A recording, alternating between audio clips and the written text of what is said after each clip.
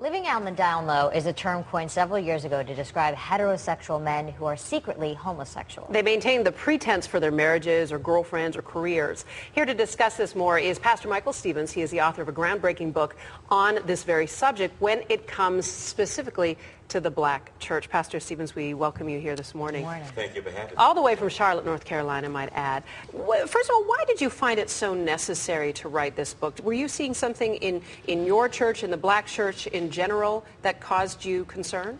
It's a phenomenon in the black church in general. Yes. And I was concerned, still concerned today.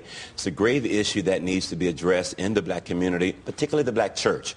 J.O. King wrote a book on the down low, and there were a lot of responses. Responses came from the media, came from the entertainment world, from the political world, but it didn't come from the church. Problem is, a lot of his backdrop in his book, he used the church, bishops, pastors, ministers, elders, and they were having this secret love lifestyle, yet considered themselves heterosexual men. And so I wanted to respond as a classical refute to say, wait a minute, this is not all pastors, and this is not all black churches.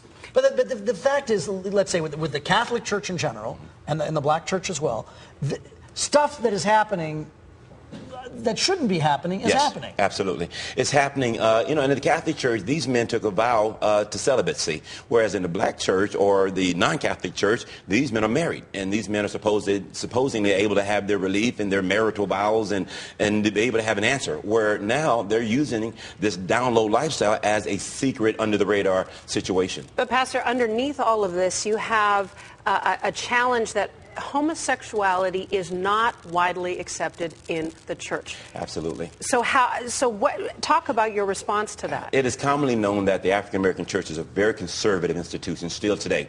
And you make comparisons to the Roman Catholic Church, maybe even the Caucasian church, whereas in the African American church, there's still this phobia and there's still this taboo that you're not supposed to have this lifestyle as this leader, and rightfully so biblically. But at the same time, it's causing men to go under the radar, and at the end of the day, it's the African American women that are getting the short end of the stick. So that's a huge problem. Okay, absolutely. And the statistics bear that out in terms of HIV transmission and a bunch of other things. What's the solution? Here's the solution. We've got to address this issue face on. I mean, smash mouth, dealing with the issue that it is not right. It is not acceptable, nor will we tolerate you having this lifestyle.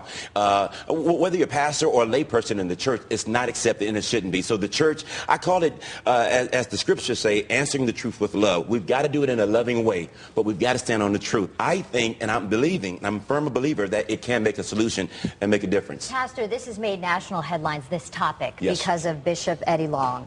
What do you think the church's response to those allegations should be? How should the church come forward and talk about this and discuss this? Well, again, we speak the truth in love.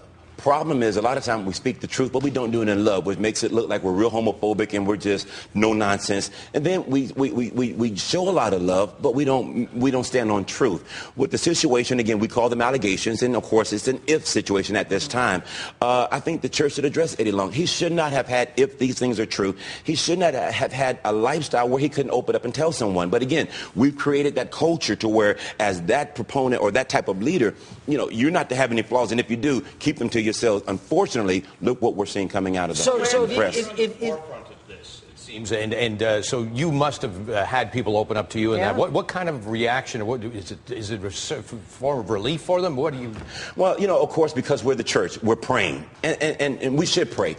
But I'm not satisfied with just praying. We need to investigate. We need to deal with the situation, because you've got 4 young men allegedly right now that are bitter and that are hurt. This will have a huge ramifications and a ripple effect throughout this country and international for that matter. So the church must have an answer. And yes, 4 years ago, we saw this happening, not only at that level of bishops and big leaders, but even in the pews throughout the culture of the church. And it's been under the radar. No one wants to talk about it. I wrote the book to give a solution and give an answer that there can be change, and good change at that. Just very confusing to me is, right now, is a openly homosexual black person welcome, A, in the black church, B, welcome in your church? Yes, absolutely. They are absolutely welcome. In fact, we invite them. We want them to come. But at the same time, we believe there's an answer for the homosexuality. We want to thank Pastor Stevens for coming. Pastor Michael Stevens. He has 2 books that you can check out. We'll have links to both of them on our website, KTLA.com or KTLA.com. Click on the red info button. Pastor Stevens, thank you so much for your time. What an honor it is.